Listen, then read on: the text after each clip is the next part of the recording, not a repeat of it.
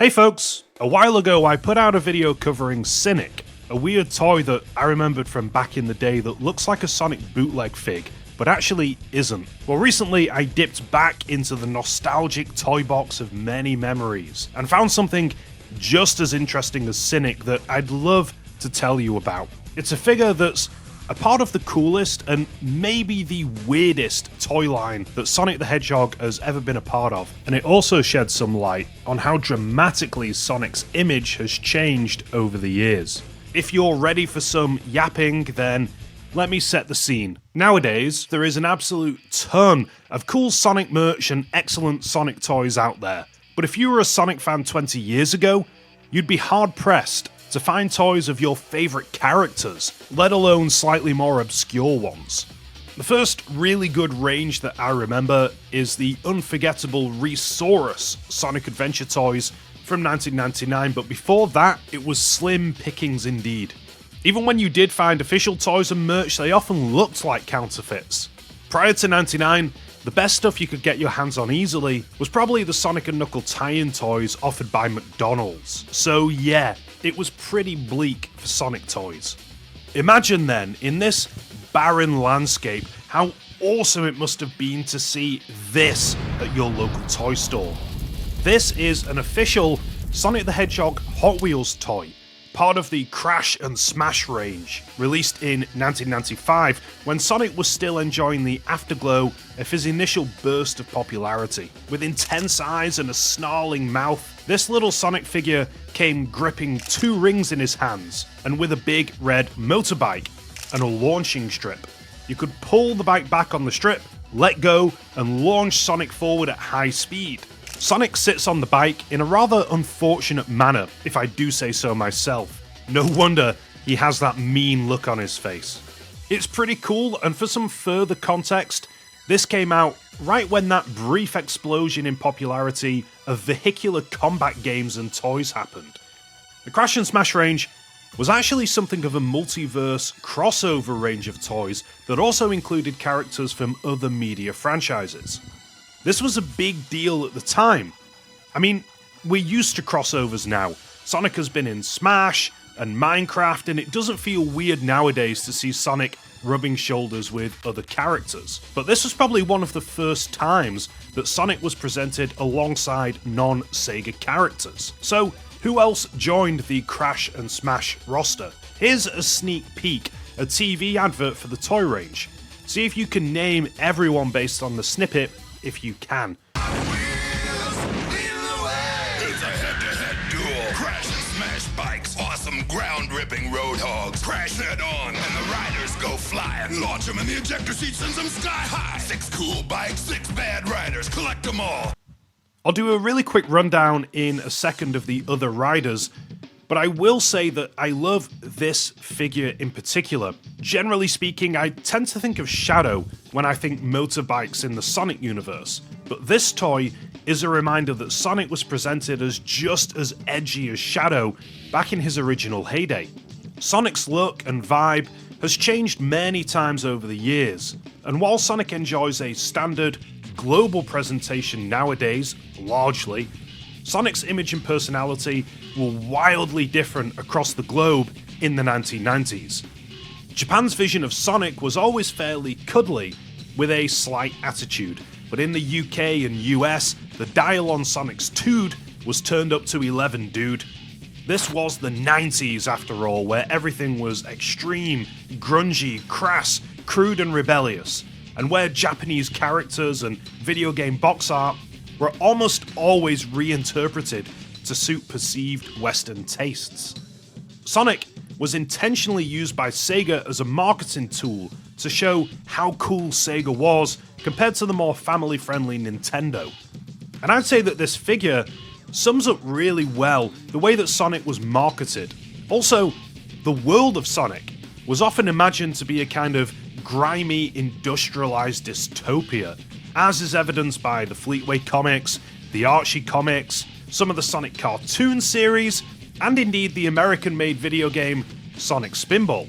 That just so happens to be the look Hot Wheels were going for with this toy range. So with all of that in mind, who were the other apocalyptic motorbike riders that join Sonic? First, we have Judge Dredd, an infamous comic book character here in Britain that I've talked about a little in some of my previous Fleetway Sonic videos. Dredd is a bit like RoboCop on steroids. A police officer from a fascist hellscape of a future, Dredd has the power of judge, jury, and executioner, and although he tries to wield this immense authority as fairly as possible, he's very much an anti-hero, working for an imperfect police force that's incredibly brutal and without mercy at times. 2000 AD, the sci-fi compendium comic that Dredd has spearheaded for decades, started in the late 70s, and Dredd himself debuted in 1977. Based on my own reading, I think Dredd was originally targeted at a fairly young pre-teen audience, but grew up with that audience. And by the mid-90s, 2000 AD, like many American comic books at the time, was increasingly gritty, violent, gory, explicit, and arguably was geared more towards a mature audience. With all of that said, do you think it's odd to have Sonic and Dredd as part of the same toy range? A modern day equivalent would be something like Sonic and Homelander being put together, but there is at least a vague link between the two, because Dredd and Sonic have shared artists and writers over here in the UK, and Sonic the Comic was advertised in Dredd comics. And like I said, the two characters and their worlds weren't actually that dissimilar in 1995. Ultimately, 95 was a huge year for Dredd, at least in theory. It was the year the ill-fated Sylvester Stallone Dredd flick hit cinemas, and Mattel attained the Judge Dredd toy license and put out a whole bunch of Judge Dredd figures around the time of the Crash and Smash toys. Incidentally, the movie was a dud, and Dredd didn't quite become the household name that maybe Mattel had hoped he would. I am the law! Who else we got? How about this guy? His name is Streex, with an X at the end, which is the coolest and trendiest letter of all time. He's a member of the Street Sharks. In the wake of the immense success of the Teenage Mutant Ninja Turtles, 1990s kids television was inundated with teams of muscle-bound, borderline sexy mutant animal hybrids, each edgier than the last. That's hot. You had the Biker Mice from Mars, Extreme Dinosaurs, the Mighty Ducks, and I'm sure many, many more. The Street Sharks were a personal favourite of mine because the figures put out by Mattel were satisfyingly chunky. If you want to talk lore, the Street Sharks were originally Dr. Robert Bolton and his 4 sons, who were transformed into roided up fishmen by a machine known as the Gene Slammer. Like any good team of mutant animals, they had their own cartoon series with an awesome theme song. And of course, they loved fast food, though not pizza. They did need to be at least a little bit different from the Turtles after all.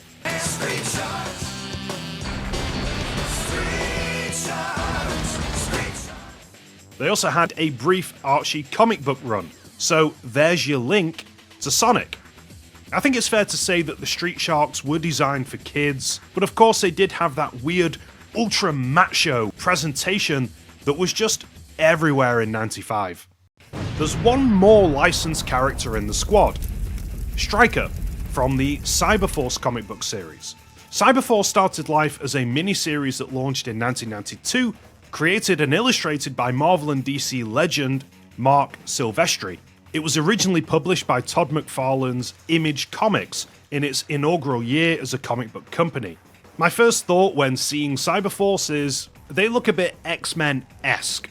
The X-Men were the hottest team in comics in 92, and Cyberforce are reminiscent of some of the X-Men's tougher members. If the X-Men comparisons weren't already apparent, here's Cyberforce's backstory. They're a team of mutants waging war against evil corporation Cyberdata after being experimented on and enhanced with cybernetic capabilities. The Cyberforce representative is Stryker, a former US Army colonel with experience working as a mercenary and 3 freaking metallic arms. I read the entire Cyberforce back catalogue just for the sake of this video. I'm a comic book fan after all, and it's pretty enjoyable. But honestly, Stryker is almost a stereotype of the kind of characters 1990s comic books were being filled with.